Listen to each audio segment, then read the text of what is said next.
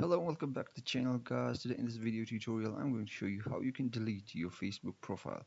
So to begin with, what we need to do is go to the Facebook application, and after in the Facebook application what we need to do is we are going to go to the menu. Once in the Facebook application, what we need to do is go to the menu, and once inside the menu what we need to do is click on the setting icons on the top of the screen, and after that what we need to do is scroll down and find access and control under accounts.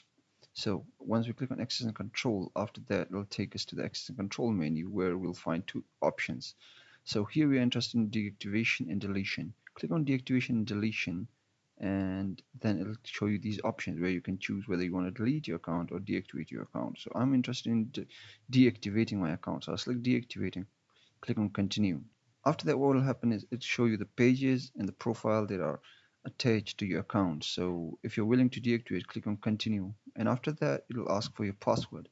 After you enter your password and then click continue, it's gonna deactivate your Facebook account. So this is how you deactivate your Facebook account. I hope this video helped you. Please drop a like, comment if you have any question, and subscribe for more videos just like this one. See you in the next one. Peace.